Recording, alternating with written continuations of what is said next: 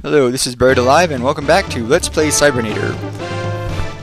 Today, it's actually a two-parter. We're going to be assaulting, invading, and taking over the enemy's orbital fortress all by ourselves. It's a two-parter due to length. This mission took about 16-17 minutes to get through completely, compared to Mission 1 and 2, which took, I don't know, maybe 6 minutes apiece. So this is a long one. I'm not sure why lunar route is in quotes there, implying that it's not a lunar route, even though that's exactly what it is. I don't get it. More penetration.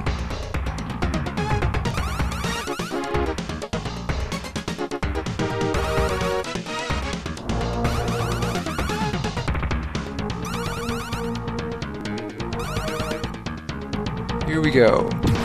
And right off the bat, they send some sort of a mech at us. It just shoots regular bullets, no big deal, not too damaging. And here we have our first oxygen tank or something, and oh, look at that cutscene.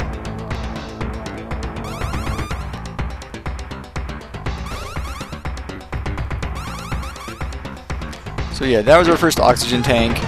The cannons from Stage 1 make a reappearance, and as you can see, they've been upgraded quite heavily.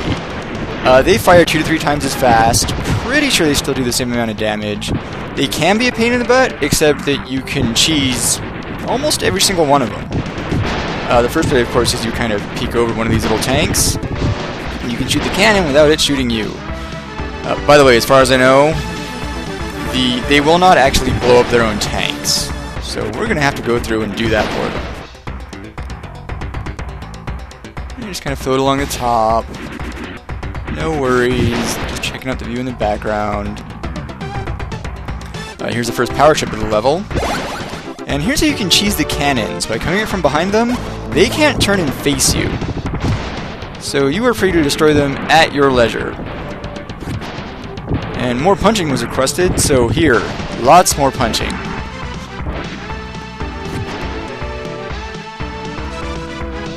By the way, I want to point out that this green... Oh, well, first, here's a new enemy.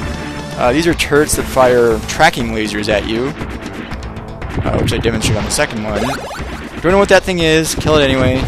It's, part of the fortress, can't leave that alive. And there goes the homing laser.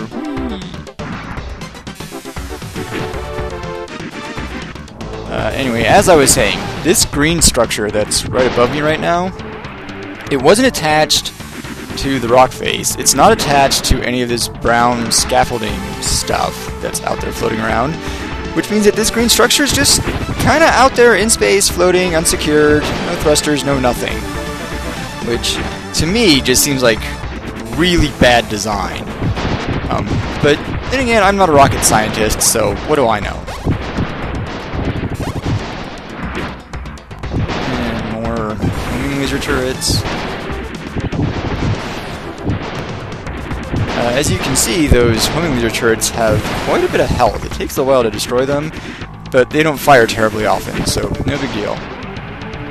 This brown scaffolding stuff that I'm on right now, this doesn't look to be attached to anything either. I mean, I don't know who designed this thing, but as far as I'm concerned, the engineers were worse than the guys who designed the Death Star.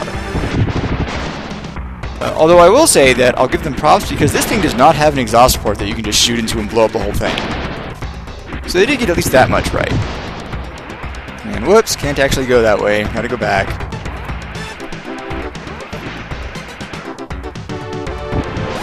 And yep, more cannons are totally worthless because they're facing the wrong way.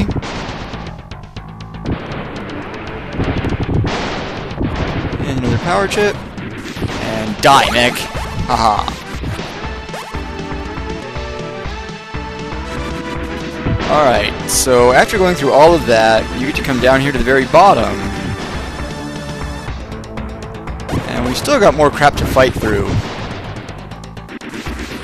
I got some really large oxygen tanks up there, but I'm not going to kill them quite yet, because there's a power chip I want to get first, and I have to take care of a couple of turrets.